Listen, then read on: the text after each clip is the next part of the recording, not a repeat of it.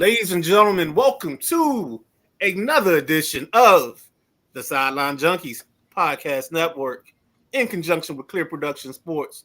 We'd like to welcome you, ladies, gentlemen, boys, girls, grandmammies, and grandpappies, in for this Tuesday night flight. Hope you board safely and enjoy the ride. Tonight we got the gentleman, Jack Carr. We got the big guy, KG. I'm the Midnight Rider. Welcome, and how you guys doing? I'm doing pretty good, Midnight Rider. How you? Good, man. Chilling, man. All right. That's it. Oh, this has been an excellent sports day. I am feeling fantastic. We'll get into that later. Get that out. Okay. No, we'll get into that later because we got more important things to go. So this is gonna be your sandwich of epic proportions here. First and foremost, gotta say this because we always take the sad news and start off with the sad news first. Let's start locally. Word came out yesterday for those that didn't know. Coach Butch McAdams passed away Sunday afternoon. For those that are not familiar with the great Butch McAdams, if you need to know anything about local sports history, that show that you guys had Sunday was epic. And I said, man, they bringing up some names, and y'all just had me going, man. I was sitting backstage, just like, oh my God, I really need to join in this, but I don't have the energy to really go because it's gonna make it a 2-hour show. But Butch McAdams would have took that and ran with y'all, and y'all would have been on for 4 hours because the stuff from what Jack knows, what the Midnight Rider knows, and what Coach Butch McAdams knows, yeah, that would have been a 4-hour show. And it would have been a history lesson. I first started listening to him on the John Thompson show, 980, for years, man, years. And he was also a part of the Doc Walker Live group on Facebook. And he had his own radio show on WOL and 95.9, I believe, every day. Plus, he did a podcast as well. So rest in peace to Coach Butch McAdams. Trust and believe, man. Your knowledge, your presence will be missed. Would have loved to have met him one day. I would have loved to have met a man like that. Man, I remember a show that he did with Coach Thompson. They were just talking about guys. It's like guys that came through that didn't get the big time shine per se. And he was just talking about guys that came through. What's the Kenner League and oh my God, what's the other league? Barry Farms? Yeah, they came through all of that stuff and they were just straight ballers. And I used to go to barbershops and start throwing out names that I heard them talk about. And man, what you know about him? And then all the stories start. So I got a lot of street cred in barbershops because of John Thompson and Butch McAdams. I got you, Midnight Rider. I'm sorry. I'm sorry. That'd do a little bit better for you. I'm sorry. We'll do the scroll tonight. So jumping into this show, gotta do. Oh shit! I just covered them all up. Damn, I hit the Midnight Rider. Damn. No, you good. Go ahead. I ain't gonna hide you because some people might say that might be a big improvement for the show. You bring the ladies in, man. Cut it out. So I don't know. So one last time for the one last time.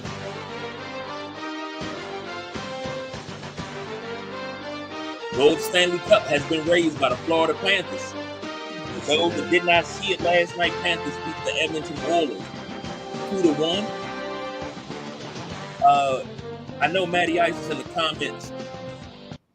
I owe everybody here an apology. Everybody that's a part of the Sideline Junkie community, I owe them an apology because I said something and I spoke it up when I should have kept my mouth shut. I said something about overtime in the second period and we didn't get overtime. So I do apologize. Yeah, you did jinx that. I am so sorry. So, gentlemen, what did you think about Game 7? Well, I know that music you just played. We don't own the rights to it. So let's get that out the way first and foremost. Go ahead, Jack. You can start. It went down to what I thought it would from the beginning of the series. It was what I thought. It was a cutthroat, drag-out dogfight. Edmonton just could not get the scoring going last night like they had in the previous 3 games. And gives kudos to the goaltender. But I thought Edmonton was going to get that one last night. I really did. That's what I had. I picked Edmonton in 7. It didn't happen. So Totally agree. I mean, I had the same thing. Edmonton in 7. It just kept looking like the puck would just get right there and it'd just roll out of the way, or it just wouldn't go into the net. They had opportunity after opportunity. And like you could just tell the last minute that Edmonton has spent everything they had trying to get back into the ball game or the match and try to score that last goal. And they were just coming up the ice, no tempo. I thought they had excellent use of a timeout late to help them rest up, but definitely just couldn't get it. I mean, and they dominated the puck control the last part of that third quarter, and I'm just like, it just like I said, it just wouldn't go in, or it just go right past the goal or on the other side. And it's like it's almost like somebody had a remote and just kept like turning the knob right as the puck got close to the net. Congratulations to Florida. For their first. I think there's Paul. I think Paul's our only Florida fan. So give shout out to him, Duval Paul and his boys. Shout out to that person flying that plane that's going to take the T-shirts of the NHL champion Edmonton Oilers and the College World Series champion Texas A&M Aggies on over to that place where the used jerseys go. Well, I should say the unused jerseys go. You got to congratulate Paul Maurice as well. 29 years coaching, finally got that cup. Mm-hmm.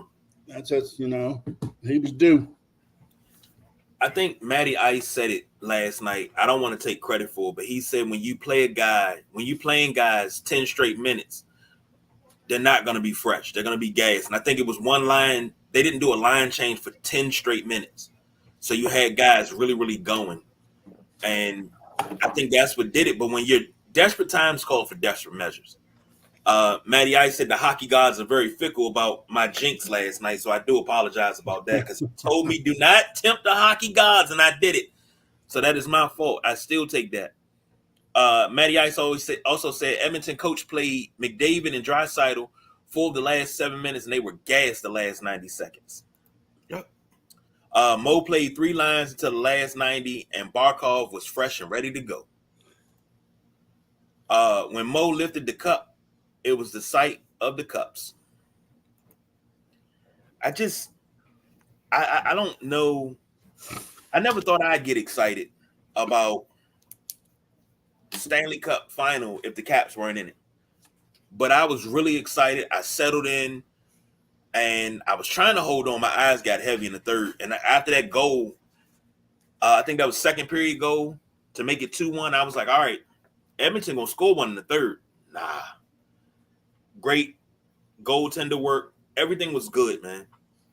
No complaints. Florida just wanted it more. I think that's what it was. But I don't think this is the last you'll hear of the Florida Panthers or the Edmonton Oilers in the Stanley Cup final.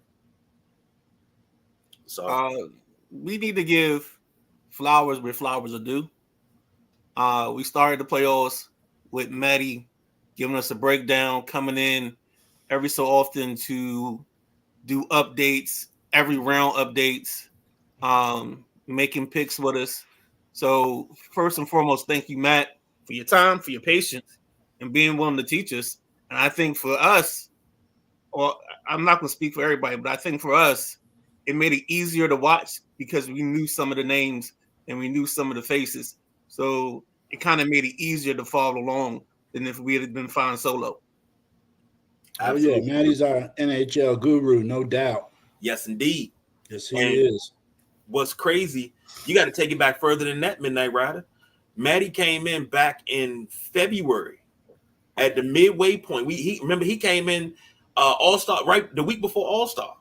Right. He broke everything down. He told almost everything he said for trade deadline, which was about a couple weeks later. He almost hit on everything. I think out of 11, I think he hit on 10. So once again, smart money is right here. Then we start the playoffs, and every round of the playoffs, every step of the way. I think that's what made it exciting too. So shout out to you, Matty Ice, man. Appreciate it. He said Reinhardt and Bennett, big unrestricted free agents for Florida. And Chad Barnett checks in. That hometown crowd, Florida gave them the legs to outwork Oilers in the third period. Hey, home cooking, baby. I agree, Chad. And Matty Ice said draft starts Friday. Free agency starts July 1st. Big week coming up. And I don't know how we'll work it out, but we'll get Matty Ice back in here for after the draft for free agency so we can see what we got. Because I need to know who the Cap's gonna get, man. I need to know who we got. Well, next week for me is in the month, so that July 2nd show, it might be an open chair.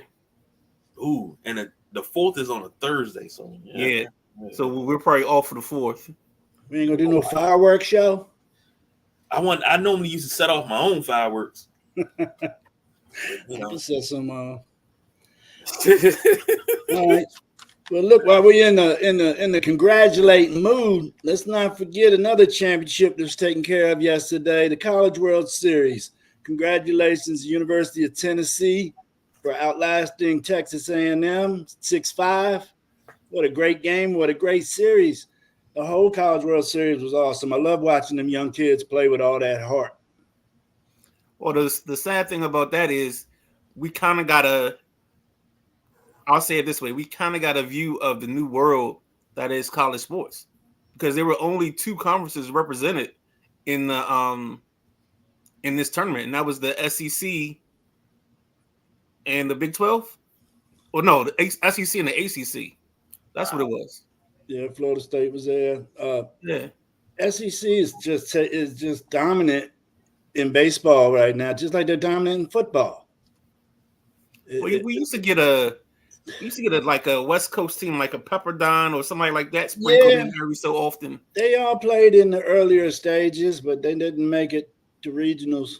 Or they all played in regionals, but they didn't make it to the World Series. Yeah, that's just showing how big these programs are getting now.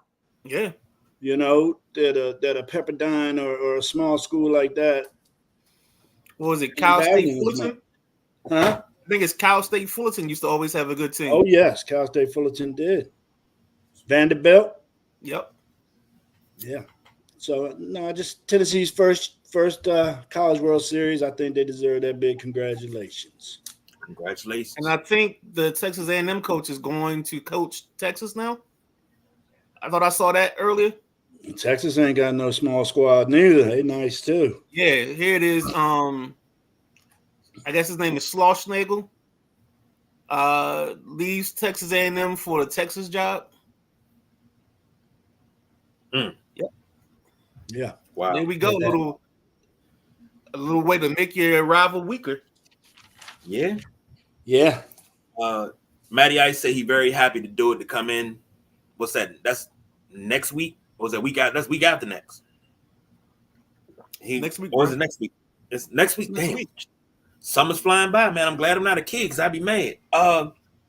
Quick question before we jump off of hockey. I was looking at the potential Hall of Famers coming up for this year in hockey.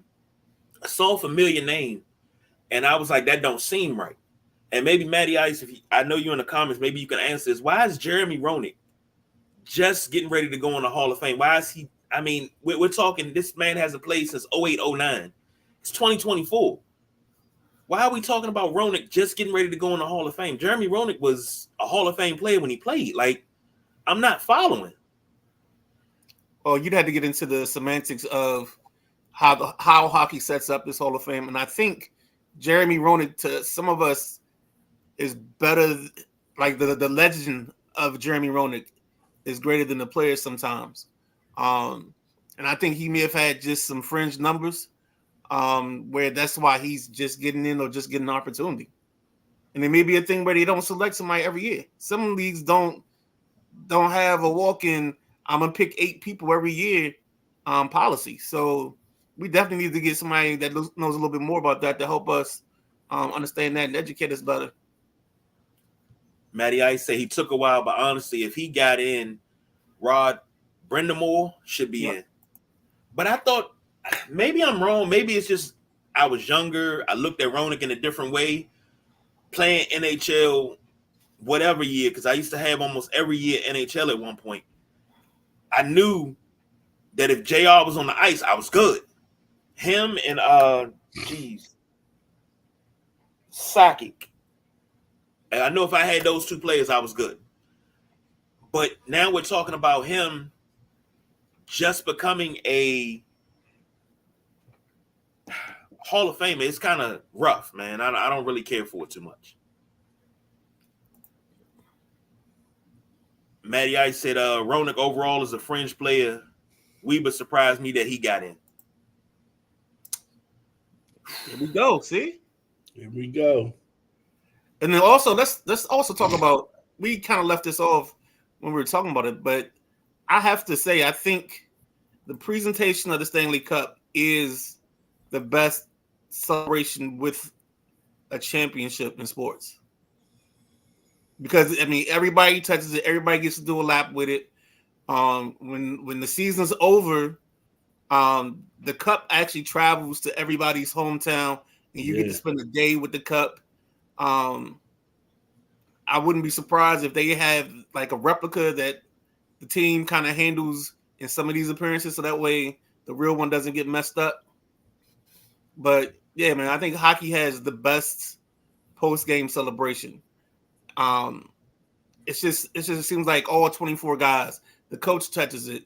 They even let the equipment guy take it for. I mean, it's just everybody, man. Everybody's involved. And then I think last night they gave Gretzky credit for this, but how the team takes the pick team photo with the cup in the middle. I think it's just one of the most unique celebrations, and it's all inclusive.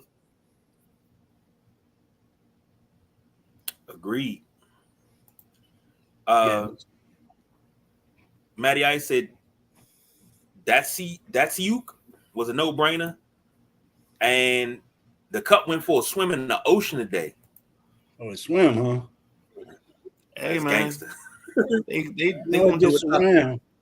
I remember when Baltimore won. What was that? 01, 02?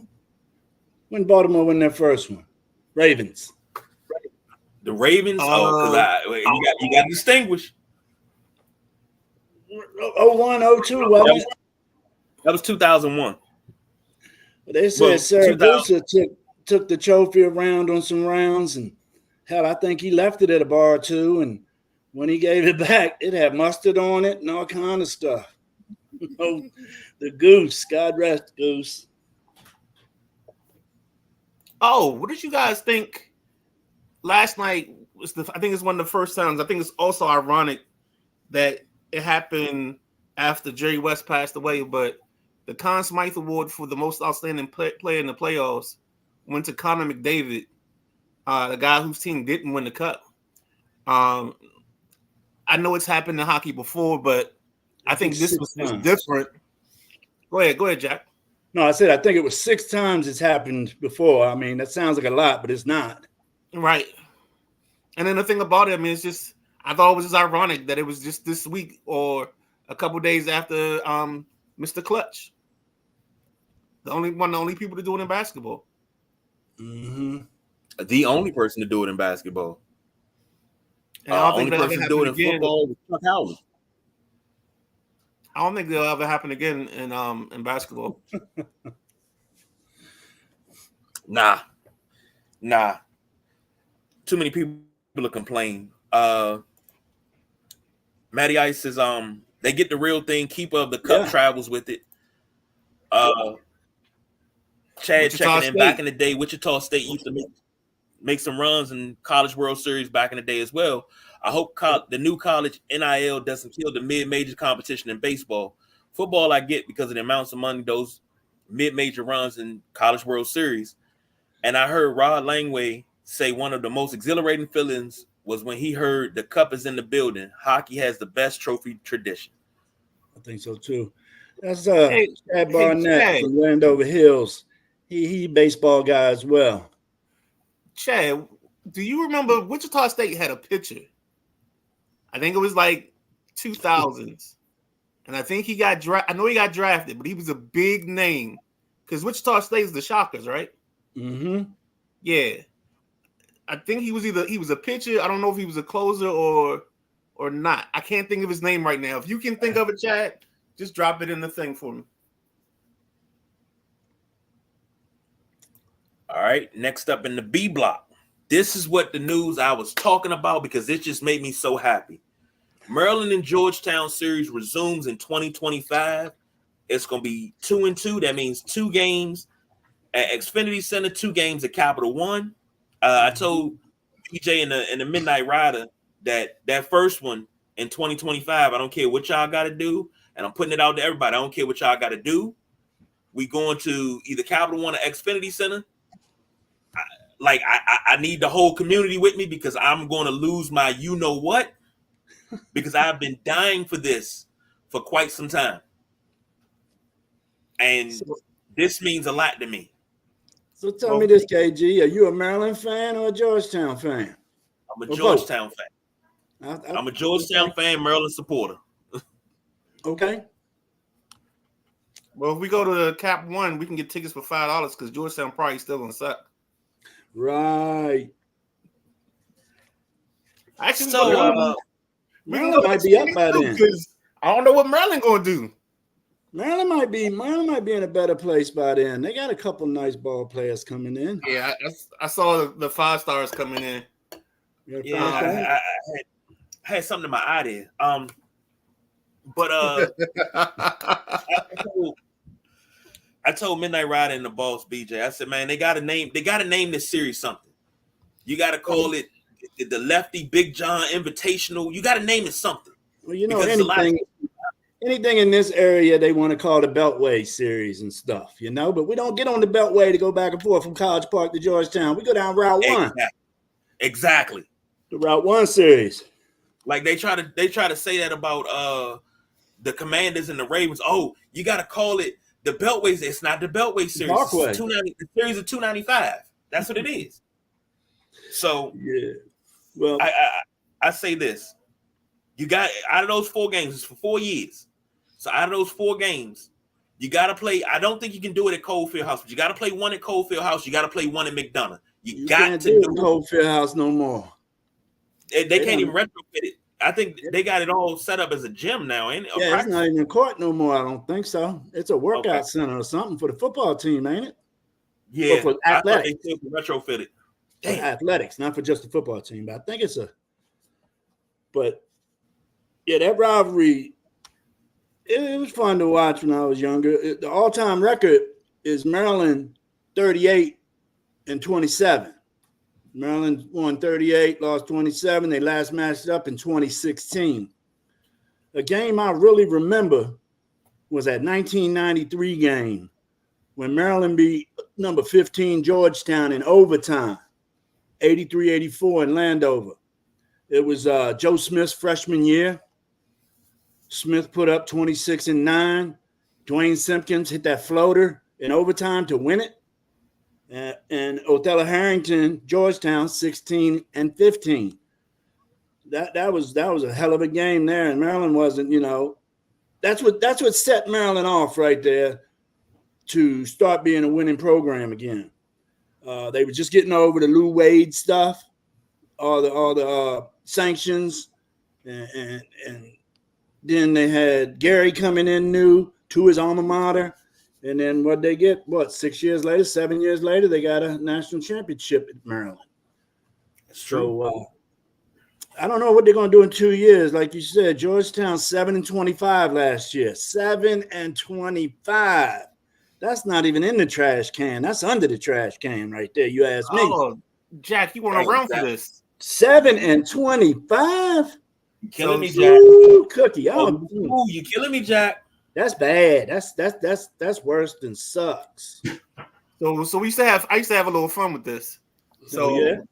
Georgetown, anytime Georgetown lost, we would do the number of losses in a row it is. So say this is 5 losses in a row. We name famous athletes that wore the number 5. Just as a way to make it fun. It was fun for me. So if they lost game 6, whoever you can think of that wore 6. And we just did it every time. One year, you did it every time. Yeah. I think we as a community embraced the moment and had some fun with it. Come on, Cage, you don't be like that. You done? It looked like Chad answered your question. Sure enough, did. And I'll get back to this in a second. Hold on. He says, I know the game you're talking about, Kenny Steenstra. He was a big old guy who threw gas and had an amazing performance in his last game. That's one of them. Oh, okay. Not who I'm thinking about. Okay. Now, with this series, I remember the last game in 2016 because I wanted to be there that night. And I think, if I'm not mistaken, I think Maryland won the last one. Big time. And I wasn't expecting them to win, but they won it. And I was trying to treat BJ to that. But I was working at night at the time and I couldn't get off. But I remember this was years before that. This had to be about 4 or 5 years before that. They interviewed Lefty on the John Thompson show. And you know, certain people, it's not an interview anymore, it's just a phone conversation. So they blew through all the commercials for like 45 minutes. It's supposed to have been a 10-minute interview, and it went 45 minutes of the show. Wow. And they were talking about playing each other and how Lefty was responsible for Big John coming here. It was just like, it was a love fest, but it was just so enlightening and you learned so much. But they talked about not playing each other, and it was a miscommunication why they stopped playing each other originally. It was all a miscommunication because Lefty thought John didn't want to play him. John thought Lefty didn't want to play him. So they just kind of said, all right, we're just not going to play each other. But I'm glad it's back on. This just made my day. Like I said, first game 2025, I don't care what I got to do. If I got to sell one of these kids to get in there, bet it. I'm going to be there. And first one's Xfinity? Yeah. If I'm not mistaken, it said the first one's at Xfinity, and then they're going to be Capital One after that. But I'm telling you, you got to get one in McDonough. That first one got to be in McDonough. McDonough holds what, 7,000? Yeah. You can put really 4,000 people in Georgia. Well, that actually might work because by that time that might be the size of the fan base. So you see what I'm saying? You got to do it early, don't you? Because you do it later on, and they didn't came up. You can't do that. You got to do it early on. Well, if they can't win more than 10 games a year, they should play at McDonough anyway. I think we play better at McDonough. I've always felt that way. I said a lot of times we have some of our best guys. I forget who we played a big school at McDonough under JT3, and we went off. That was years ago. You ain't played at McDonough in years. Many years. They played under Patrick Ewing, but see, right. Ed Cooley don't have the Georgetown roots. Now, don't get me wrong. I'm giving him a chance, but he don't have the Georgetown roots to understand what McDonough means to the program. So okay. McDonough, you got to play at least 1 or 2 games a season at McDonough. You have to. You lose money. What you gonna say, Midnight Rider? You don't be nice. You don't like the philosophy of the first 15 games of the season. You tune up. You know, you don't play Little Sisters of the Pool and things like that. The first 15 games. Call them cupcakes. Yeah, you get your first 15 wins. You come out the gate 15-0. Then you play conference play, and you're good to go. You done already warmed up. You ready to go. Georgetown. Yeah, but then when you get to the end, your strength of schedule is garbage, and now you're struggling to get in the tournament. Yeah, because that's what they do it now. I mean, this is back in the day. Because Big John told JT3 one time. He said, "John, I don't know where you got that from. You wanting to play Connecticut and stuff? Not Connecticut. I forget what team it was. He wanted to play him early in the season. And he was like, I don't know where you got that from because I'm not playing them early in the season. We ain't ready for that just yet. We got to tune up. I'll see them in January. Tune. Oh, and the guy I was thinking about was Darren Dreifort. LA, he got drafted by the Dodgers. That's who I was thinking about. Yep. Now, that's a great segue, Midnight Rider. Now, we're talking about the NBA draft, which is tomorrow night. Midnight Rider sent over a mock draft. How y'all guys want to do this to knock this out? You want to do the top 10? Because, I mean, Jack said 17 is terrible. So yes. And Jack we can talk about 17 now. I mean, you probably want to go to the if you can put it on the screen, put us all on the side and put the mock in the main portion. Y'all go ahead. Let me work on that. Let me see if I can do that. Mm-hmm. Jack, you're gonna have to go through the names because I have a very different one than the one I sent you. Of course you do. Oh, no. Try and get different perspectives, my man. Well, this mock draft we're looking at, they have Alex Sarr going to the Hawks. Zachary, some of these foreign names I'm going to have a little bit of problem with. How you say it? Risache. I got him going to the Wizards. I'll talk more about that later. Reed Shepherd going to Houston. Stephen Castle to the Spurs. Mateus Bazelis going to the Pistons, Detroit Pistons. Dalton Knecht going to Charlotte Hornets. Tajane Salon going to the Portland Trail Blazers. Rob Dillingham, San Antonio Spurs. Zach Edey going to the Memphis Grizzlies. And Ron Holland going to the Utah Jazz is the top 10 of that mock draft. These names is all over the place.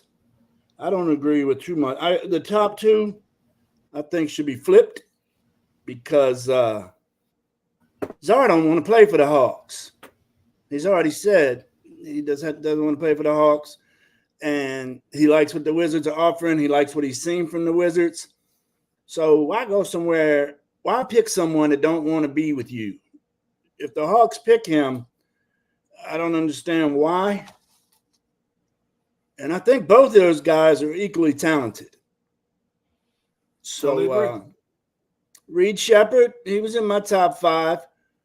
Dalton Knecht, I believe he's from Tennessee, sharpshooter.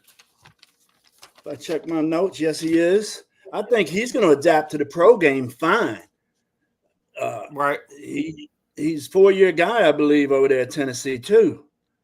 So I like out of the top 5, but then it starts getting really strange. Zach Edey, I like him, but I don't like him to Memphis. I think he'd be nice in Utah. Then a little bit later on, they got Kyle Filipowski. I don't think Kyle Filipowski is a top 12 pick. And he's from Duke, so you can see I'm telling the truth. What do you think, Midnight Rider? This one I got from Yahoo. I'm just gonna go through the top 10 again. It's a little bit different.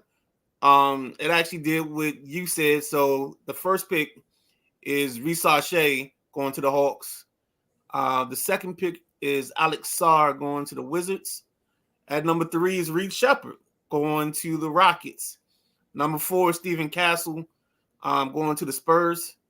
5 is Donovan Clingan going to the Pistons. I like 6 him. is Mateus Bazelis going to the Hornets. 7 is Cody Williams going to the Trailblazers. 8 is Tajane Salon going to the Spurs. The Grizzlies take your boy Dalton Knecht. And then the Jazz take Devin Carter, the guard out of Providence. Mm-hmm. That's And their this top is your 10. this your mock draft or another one you seen? That's Yahoo. That's Yahoo. You know, that's what I say, man.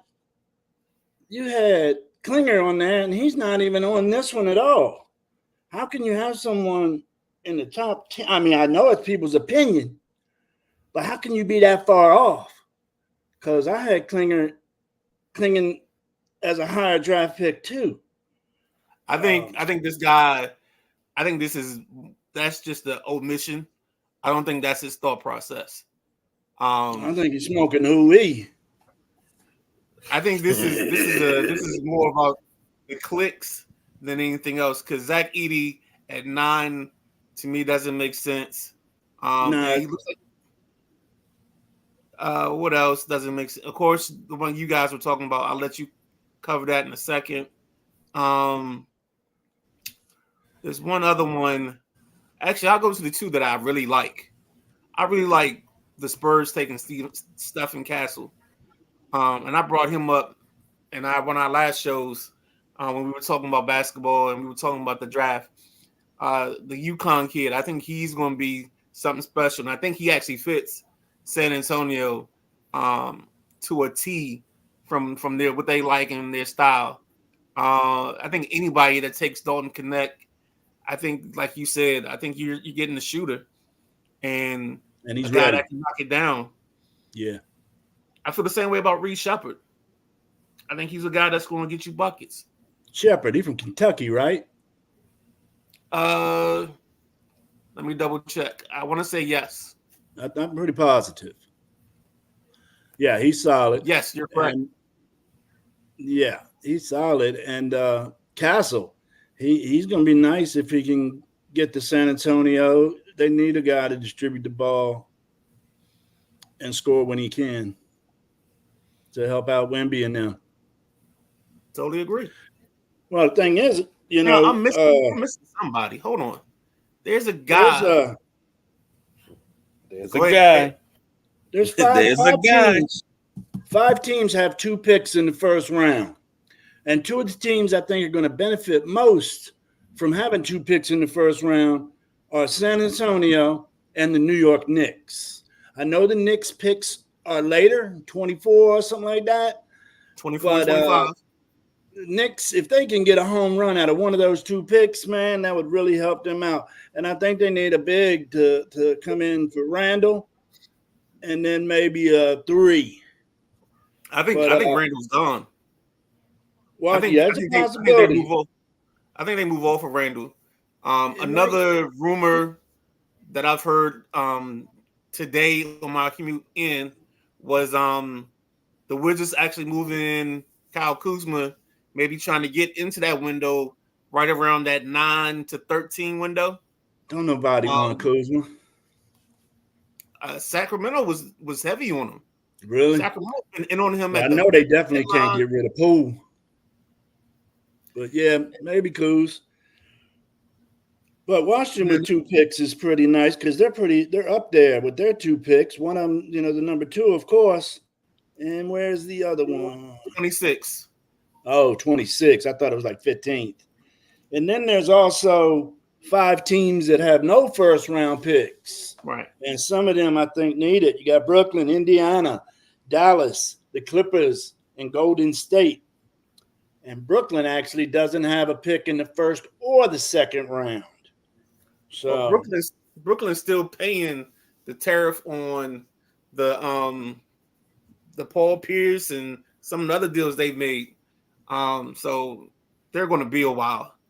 No doubt. To get back together.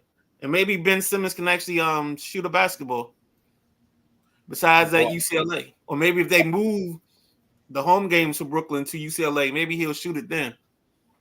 Hold on. Let me Well, get to this. I think it's going to hurt Golden State not getting a pick in the first round. They need that too. But JoJo said, Wizards getting a Frenchman. I'm late, but we getting Sarr. And that's what, not getting a Frenchman. She says, not getting a Frenchman. Not getting a Frenchman. They're getting Sarr. And I can agree. They both French? I thought, yeah, that's what I say. I think Sarr is French too. Yeah, they both French. And what you But like I say, it's all international stuff. So I know why we're all getting confused. Here's the thing with Sarr. Isn't this cat? Don't he got like a 7'10" wingspan? He can dribble with both hands. He can shoot. He can put the ball on the floor, go to the lane, run the break. Yeah, he does a little bit of everything. Wingspan. That's the way they train these all basketball players now. You don't just have the bigs working on rebounding, the guards working on dribbling and passing. Nowadays, man, you work on every aspect of the game. I mean, you look at it, 7'2" guys shooting threes. Yeah. And so, it's a different game. Here's the sad part about that. Forgive me. Old man. Here we go. Hold on. And go. I can't. The position of stretch 4 and stretch 5, but you don't have no post moves. You can't get down on the block, and none of these bigs really get down like a Joel Embiid. Joel Embiid is what, 6'11", 7 foot. Mm-hmm. When he has a smaller defender on him, he tries to put the ball on the floor and go by him. Dude, if you don't get your butt down there and put your back to that basket and yell mouse in the house and put your hand up and let them dump that down to you when you got a PJ Tucker on you. Mm-hmm. PJ Tucker 6'6". You 7'1", 7 feet, whatever. You should be dogging PJ Tucker. On the block. I'm not going if I'm 7 feet tall, I'm not going up and spotting up at the top of the key. Now, PJ Tucker, I'm going to put him right on my hip and carry him like a baby all day long. PJ Tucker going to have all kinds of D&B sandwiches he can handle because I'm dunking on him every time. Sorry. These dudes got all this size and are so damn soft. They cannot play on the block. Not at all. I would love a Joel Embiid. Give me another one. Give me another big. I love an Anthony Davis, a Karl Anthony Towns. Big cat. Yeah. I would love those cats to come and play ball with me in the Fantastic Five. The Iron Sheik can make you humble. I'm gonna make you my bitch. That's what I'm gonna do. All 6'4", 294 pounds of me is gonna make you my bitch. I'm gonna put you on my hip and show you how you're supposed to play on the block. Y'all got no heart. NBA or not, you got no heart. That's the problem I have. If you can put it on the floor and you can score, great. You can shoot, you can score. But to be that big, you need to learn how to be on that block too. You need to be a 3-level scorer.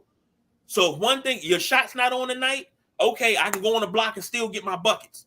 Nobody has that. If one thing's not working, I'm passing. I'm getting rid of the ball. But your team needs you to score. I'm sorry. Yeah, no, the closest to that's probably Jokic. He's probably the closest thing we got to a blocks position player. And, it's a lost art. The three ball has done that. Very much. Those comments were brought to you by Nintendo. If you like 8-bit video game play, call Nintendo. Sold in stores. Controllers come separately. Okay. Go ahead, man. You got any comments? Couple comments. Chad says, Stentra, who compiled a 39-4 record, a 906 winning percentage in his college career. Darren was the correct answer. Mm-hmm. JoJo says, 7'1" rim protection. Gotta get better with shooting, but he can develop that better. I was saying not to Ben Simmons. Oh, okay. Him learning how to shoot. And she says about the bigs, a lot of them just too skinny. And it's a lost art. It is. No, Patrick Ewing won a lot of championships, but he knew how to play the game. Okay. What else you got, KG? When we gonna talk about the elephant in the room at number 17? Let's get to it right now. If the Lakers are dumb enough to draft Bronny James at 17, every bit of whatever you get, you deserve it. Yeah. Because this just shows the incompetence. If they do it, I don't see it happening. The incompetence of Rob Pelinka. I don't see it happening. And I don't even think he's a second-round pick, as which he's predicted to be. I like to see another team take him and see what happens then. See the whole Bron shakeup. Midnight Rider. I don't know. Oh yeah, okay. Here's my thing. I just can't. I'm sorry. I can't waste the energy. You on pins and needles seeing if your team screws up or not. I'm already and you looking seem at to be leaning towards they're gonna screw up.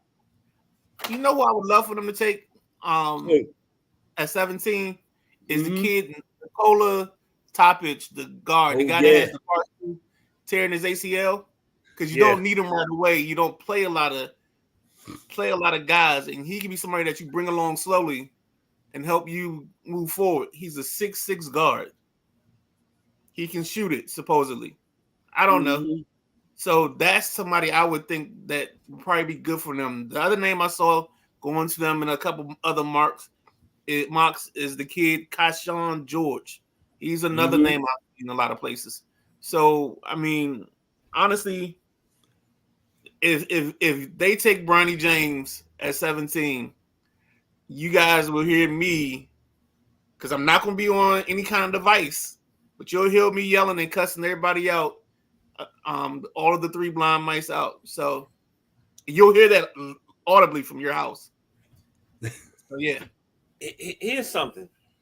Now, this is how I feel about Bronny James. Is he a talent? Yes. I think he shouldn't have signed with an agent. Yeah. I think he should have stayed in school and, went to another school where he could play, because he didn't seem to fit in at USC. It seemed like I watched a couple games. He ran the break. He's on the wing, wide open. And these guys were running the triple teams to try to take layups or try to take shots. But he's on the wing for the open jumper. He's on the ring to put the ball on the floor and score, and they wouldn't give him the ball. If he would have went somewhere else this upcoming season, and he had the whole summer to work with this team, to get in the flow, do off-season workouts and everything. Because remember, he was robbed of that last year because of the heart condition. They didn't know what was going to happen. If he would have had that, you would see a more polished product. Drafting him this early, he's not polished. And yeah, you can draft him with his dad, but then he's going to forever walk around with the tag that only reason why you in the NBA because your dad's LeBron James. It's the only reason why you're in the NBA. You don't belong here. I don't want to see him walk around with that, because I know he's a talent. I watched him in middle school, I watched him in high school, and I watched him for the first year in college. I don't think he was a one and done guy. I think he's a 2 or 3 year man, and get polished. He's raw right now, but he's also a tweener. Is he a point guard? Is he a 2 guard? Because they did the measurables, and I think he's only like 6'2". Yeah, 6'1" 3/4. Yeah, that means he's a point guard. Yeah, but you got to have handles to be a point guard. Okay. He's been playing the 2 and the 3 his whole life. Now, on the flip side, his brother Bryce is 6'6", or 6'5", because I think the last time they measured, Bryce had grown to 6'5". And not saying that Bronny's not going to go through another growth spurt. Hell, I'm 42 and I'm still going through growth spurts. I grow 1/4 of an inch at least once every 2 months. My wife thinks the shit's astounding, but it's true. Not me. I'm shrinking. We're not talking about going out. No, I'm dead ass serious, bro. dead ass serious. My wife would tell you. Like, we did the measurement. I think I measured at like 6'3" 3/4. We waited a couple months, and I said, I feel different. She measured me again. I was over 6'4". Same spot. Don't know what it is. I'm a medical miracle. That's all I can say. How you in your 40s and you're still growing? I don't know. But I just don't think Bronny James is the right pick at 17. There's plenty of players out there better than him right now. You can't go off what you think the projected talent's going to be. I don't think that's a wise decision. Like I say, I like that boy Klingon from UConn. He's nice. He had a whole situation going on. His mama was an All-American basketball player, and she passed when he was young. and he went to the high school, same high school she went to. And after 3 years there, he had all the big basketball creating schools, IMG, Montverde, all them coming looking for him. And him and his dad discussed it. And he stated, no, I want to stay here and make sure I hang a banner for Mom. And I want to chase Mom's rebounding record.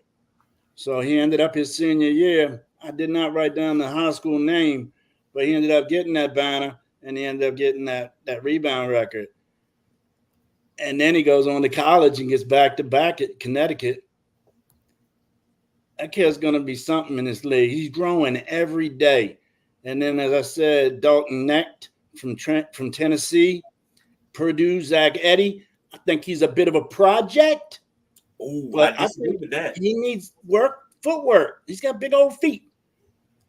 And then someone I ain't heard nobody mention in a while, the last couple of days where the shows and podcasts I've been listening to, is Jamal Sheed from Houston.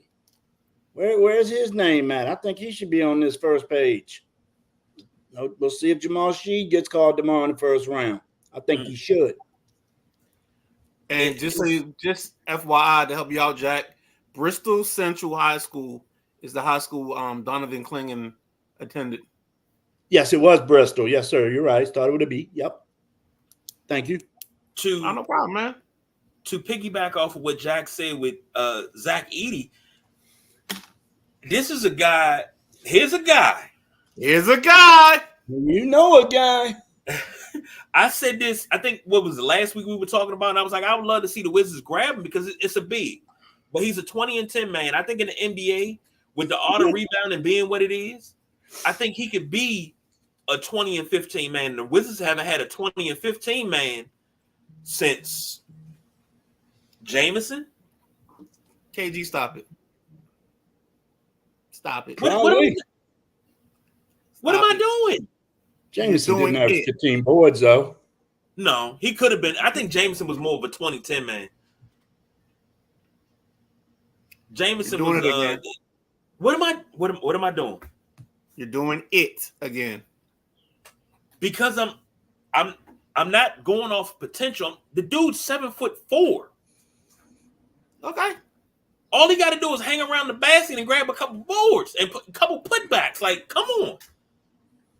Oh, he's got skills, though. He's got some skills. His senior year, he averaged, I think, 25 and 10 boards. He averaged a double-double his senior year. Okay. He's the guy they're going to pull away from the basket. I gotta hit you up on this comment. James King say, Bronny is Rich Paul's son. Good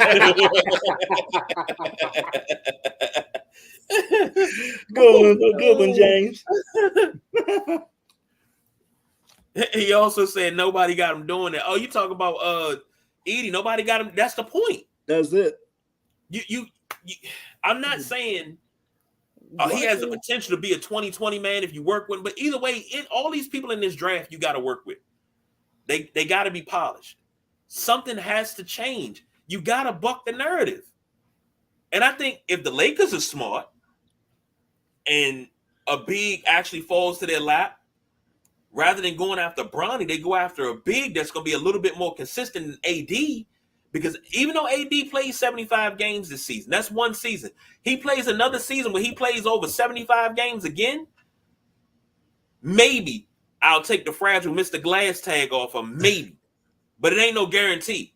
But you need somebody that's going to actually produce when AD is not producing. You need somebody that's going to come in. And I'm talking about the Lakers. You need somebody that's going to be able to come in and be a plug and play. That's what they need. And you're not really going to find that at 17. But Bronny James is not that. No. The Lakers have to be more smarter. But the Wizards are in prime real estate. They got to be smart too. Yes. You can't take this number 2 pick and say, you know what? You talk all this about Alex Sarr and everybody wants Alex Sarr and Alex Sarr wants the Wizards. And how often, rewind that, when's the last time you heard somebody say, without money being involved, they wanted to come to DC and play? real quick before you answer that. Sorry, said it. The mock that I'm looking at said Jamal Sheed, they have him going 45th. Wow. Sheed? Yeah. Wow. You got from Houston? Yeah, that's a scoring machine, man. I don't get that. 40 something. So what is that? Late second round. Wow. Mid second round. We'll see. For teams looking for a reliable lead guard to come in and run the second unit, Sheed is perfect pick. He's tough on both sides of the ball. Could really have a long career with his work ethic, poise, and decision making. But they talking about he running the second team with all that credit they give him. Now, there's been talk, because I'm looking at James's comment, not this Frenchman, but the second one. The Wizards have two. There's also been talk about the Wizards trying to acquire a third, and that's where your Kuzma or even your Tyus Jones may come into play with a sign and trade. They're not going to get a first for either one of those. You're going to get a first for Kuzma. You think no? I wouldn't give it up, and I definitely wouldn't give it up for Tyus Jones. I mean, think about let's see. About them two in a package. So Sacramento's 13. I mean, we probably had a 13th pick be an all-star, but I mean, if you can get somebody that's going to give you consistent minutes, because remember, they moved off of Buddy Hield, so they need somebody on the wing. So Kuzma's the perfect fit. And if you're giving up 13, I don't see where you're losing in that situation. Yeah, I guess. I mean, anywhere in that range, the Grizzlies, I mean, you get a team that's probably going to be trying to do something a little bit more. So maybe they make a move. The Bulls. Because the Kings, I don't think Kuzma's going to fit with Fox. No, I don't think Kuzma is your trade piece, because Kuzma is the one that actually wants to be here. He wants to play. Poole is the part that's the cancer that you need to cut out. Yeah, but he's damaged goods now. Yeah, and you're not gonna get a first rounder for him. So I get why you're saying Kuzma, but you might not get a bag of Doritos for him. So can we start calling Poole a bag of Doritos? What we gonna call him? We gonna call him Spicy Eat, Cool Ranch, or Nacho? I don't know what I'm calling yet. It's got to be organic. It's got to happen in the moment. Okay. JoJo says Edie wouldn't be bad at 17. I agree with you, JoJo. Yeah, big going to the Lakers. I just don't see the fit. No, you got 16 with You Philly. know what? Oh, I like this one. This might work. This might work. Funyuns. Oh Lord. Yeah, it'd be Funyuns. Funyuns make your breath stink, but they good. That might be it. Funyuns, I'll take that. But see, only problem with Edie at 17 going to the Lakers, that's LeBron would have to change his style of play, because he's never played with a dominant center that was a lane, space taker. Everybody, Chris Bosh changed his whole entire game to play with him in Miami, and I've always hated that, because I was like, Bosh was a back to the basket, beat you up on the block type. But in Miami, he's shooting threes. Exactly. Because you had to clear the lane. I noticed that too. I did not like that. I don't know if you are openly petitioning to be the head of the Zach Edey fan club. I don't know what's going on here, but you're doing it again. I tell you, go ahead. I'm going to keep an eye on these four players I mentioned, including Jamal Sheed, Zach Edey, and we'll see what happens in 2 years. I mean, I could be totally wrong. I just don't see how he fits in the way they play basketball now. And maybe he becomes like a Lopez brother, where he plays some post, and then every now and then you see him out in the corner somewhere shooting a three like he's 6'10", 6'6". But it's just the way they play basketball. I got it for you. You know what he could be? He could be your Duncan Dutchman. He could be your Rick Smits. Rick Smith could hit a 20-foot jumper, and it was cash money almost every time. But he would take you down the block at 7'4" and destroy you. That's what he could be. And We like want to you make a say, jar how every time does you say he take somebody to the block. does he fit in with the Lakers scheme? You're saying, well, that scheme ain't doing him no good anyway, so why not mix it up? Well, I mean, think about And this. like that scheme's winning them ships. Boom. You know, the LeBron show almost over. Time to think about the future. Yeah, I just don't think he's the guy. We'll see tomorrow night. I don't know where J-Dub is. I thought he'd be in here chiming in on Lakers stuff, but I guess he got tied up. James says pool equals Funyuns. And he had George Mirasan being a 25 and 16 guy. Oh, shit. I don't think I ever had Big George doing that. Big George is just good for easy putbacks, man. 10 and 10 guy. He used to fall into 10 points. Oh, yeah. Bounce off his head. Yeah. But 25. see, when it comes to Zach Edey, you got to look at it. There's a gleam, man. There's a gleam. Okay. Let's get the gleam. You got to get the gleam. Okay. Who you want, Ben? That's what JoJo say. She said, "Who you want?" Who you want? All right, told you. I had the two names I liked is the Kayshawn George kid, Oh, yeah. and I think what was the kid that tore his ACL, partially tearing his ACL? Topic. I like him. I think those are the two because you can walk away. Let Topic heal mid-season. He's probably back in the flow of things and can play. And that's somebody that you now have either coming off the bench and providing some offense. And just I see him as a future pick. Because this team hasn't drafted well the last 5 years. I think we drafted Max Christie last year, and he probably played 5 more minutes than I did. So how did that work out for you? Is what I was gonna say. You're talking about them not drafting well. You look at the Wizards, man. They haven't had much luck with their international basketball players they've selected in the past 10 years. Can you name one? Can you name one that's doing anything? Peter John Ramos. Paul John Ramos, wasn't it? Or was it Peter? That was Peter. He was. Okay. I know him as Party John. Yeah. But He was Party John Ramos and everything else I heard. he ain't get no all-star nods or do anything.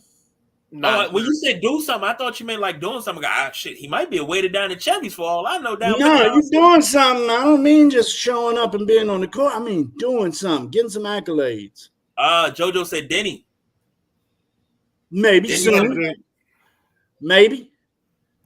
If Wizards fans are as content to say that's their guy, that's the guy, then good luck with that. I wouldn't say Denny either. He's still trying to put something together. I don't think the Wizards are fit.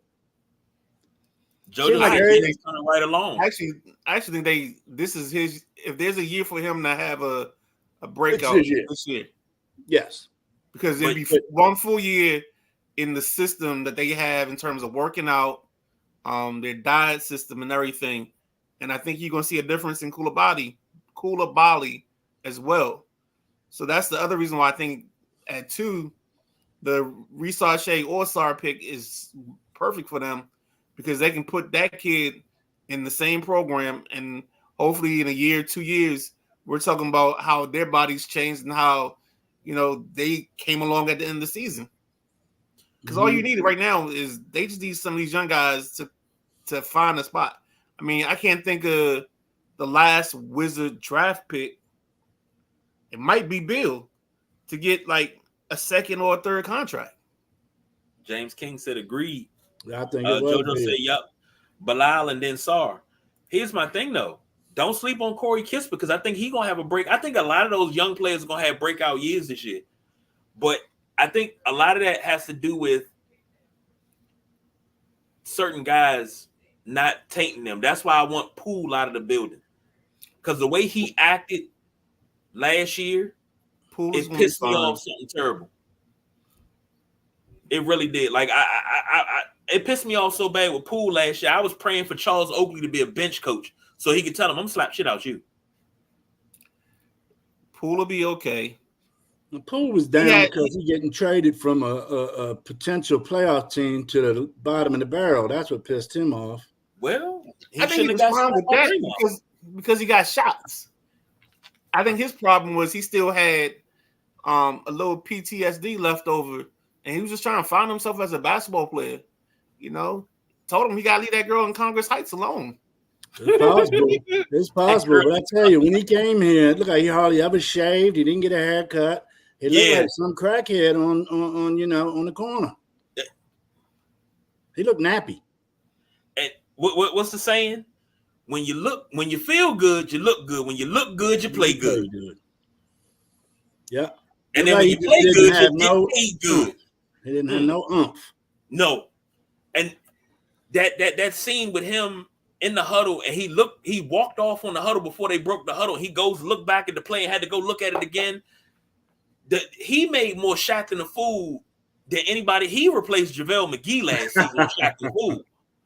Like, he did. My guy was like, what are you doing? This is your chance to show that you can be top dog, and you're blowing it away. You're pissing it away. That's the way I looked at it. See, Jordan, this is what I talk about when I say veteran leadership.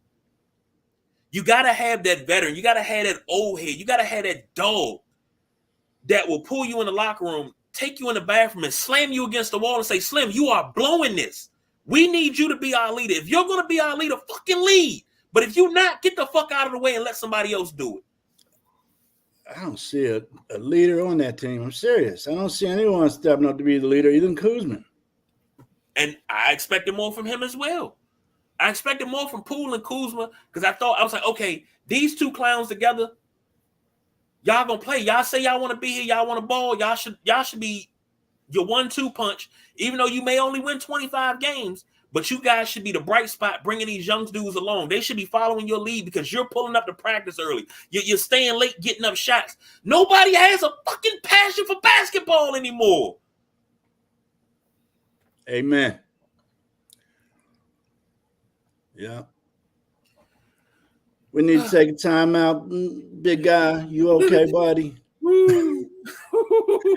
Easy on that blood pressure, son. Yeah, pretty soon the wife gonna come around the corner and give me that look. So I agree with you though on that point, man. Nobody wants to step up and lead this club. And JoJo says, he coming right along talking about Kispert.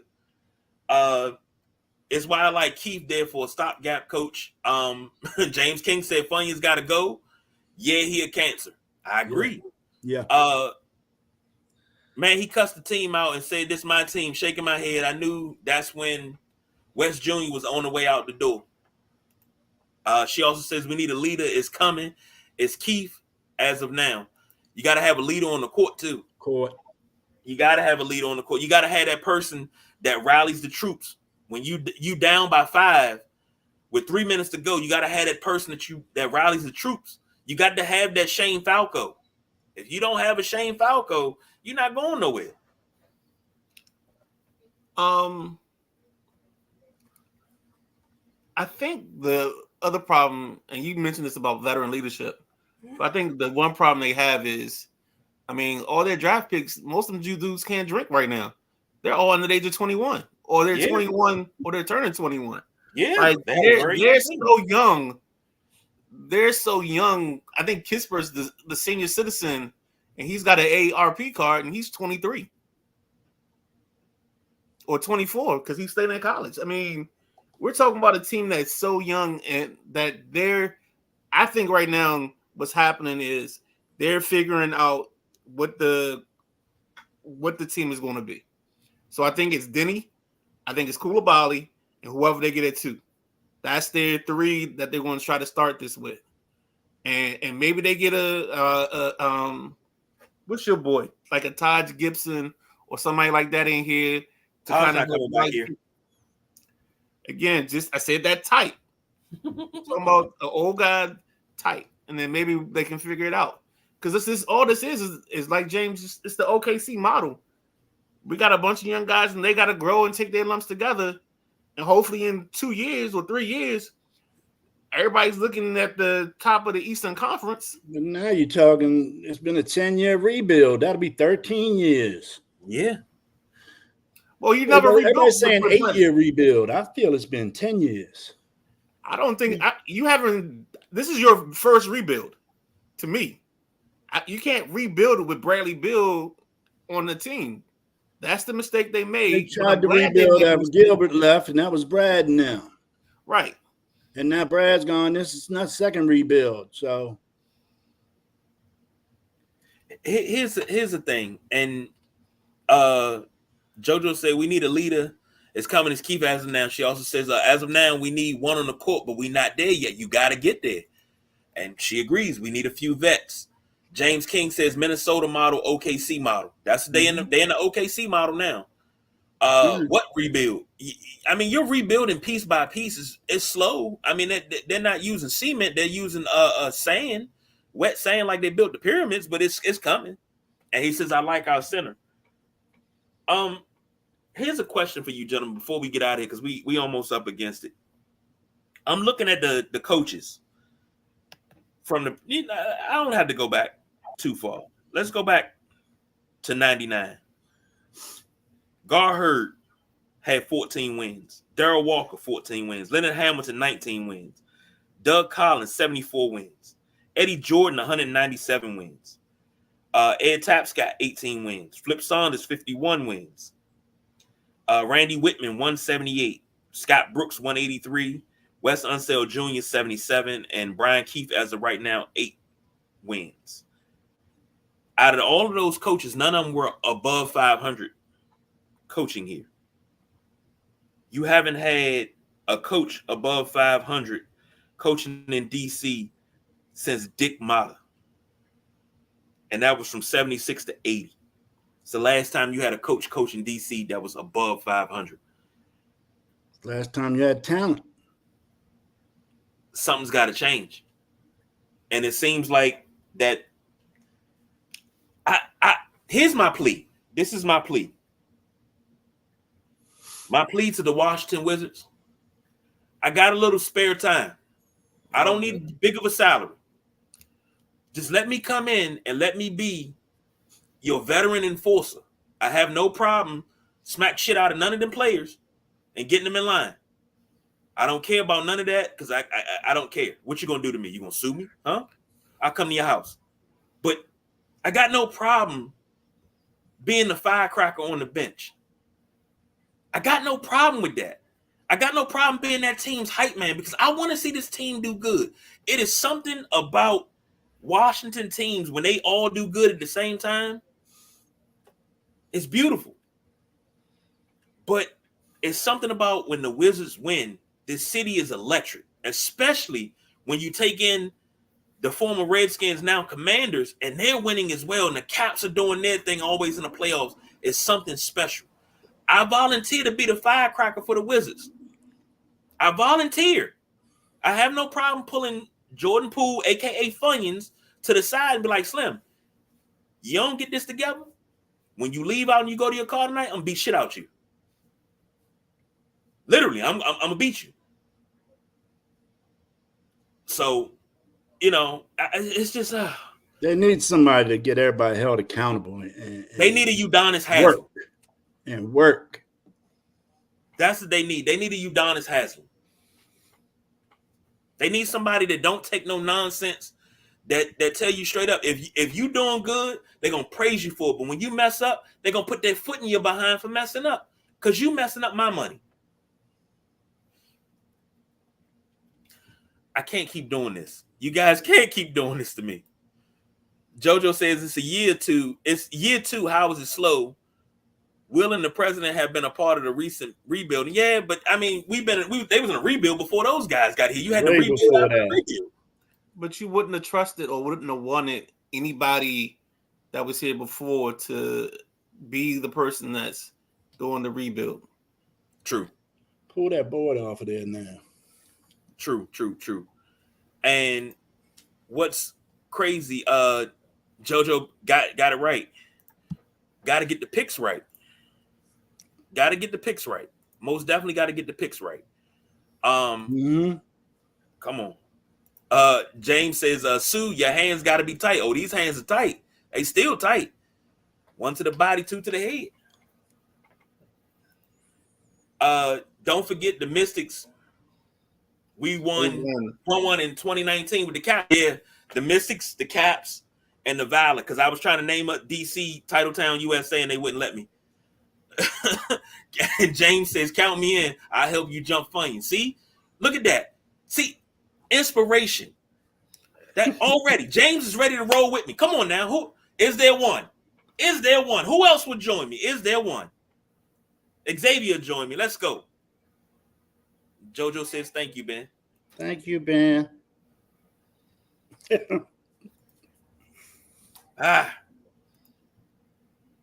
Fellas, we got to wrap this thing up. Because I can't afford to go on another tangent. I'm going to get in trouble tonight. Mm-hmm. James says, all their rebuilds come after injury. Yep. Wall got hurt. Yeah. Gil got hurt. Beal got hurt. Yeah. Wall and Bill didn't step up to expectations, though. You know, getting Wall out of Kentucky, they swore he was going to be the savior of this franchise.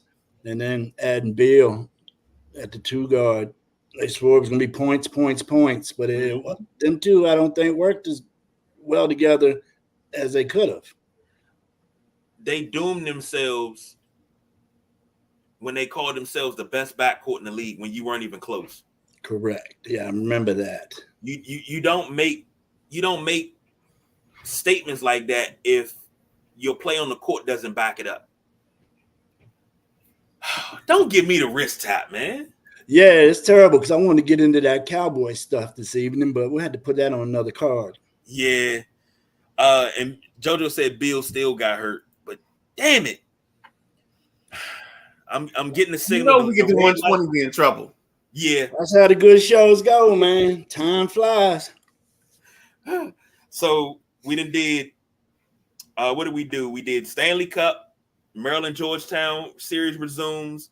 We did mock draft. I think I had 6 meltdowns this show. Mm-hmm. One them hysteria outbreak. I mean, geez. Whew, I need to go take my meds and go lay down. I'll send you a card in the mail. And The James man King. Get well soon. The man talking about trying to strap up and play. Now he about to go take his meds. I take And a nap. Yeah, exactly. I gotta take a nap. That's all in his head, B. That's all in his head. No, see, when you so high strung, man, it's like Oh boy. you can't be high strung 24/7. Like I could come in the house and my wife be like, all right, you need to calm down. No, I'm good. I'm okay. But I can't, that adrenaline rush, I can't be high strung all the time. So I gotta calm myself down because I'll start scaring the kids. So ladies and gentlemen. James, I wasn't gonna talk nothing good about Dallas. I wanted to chew him up a little bit. Yeah, we damn sure wasn't gonna talk nothing good, but we're gonna put that on hold. We're making some more stories to develop. And that's it. What y'all do, Ben? Yeah, put that pen in it. Put a pen in it. Yeah. All right. I want to be on that pen show. But most definitely we will be back. Thursday we'll shoot. The boss BJ be back. Jack may be back. We got to talk NBA draft, see where everybody went. Oh yeah. So we got to wrap that up. But for now, we got to wrap this show up because if I don't get out of here, I'm in trouble. So for the gentleman Jack Carr, the Midnight Rider, I'm the big guy KG. Y'all know the motto, baby. We don't do no overtime. We are out of here.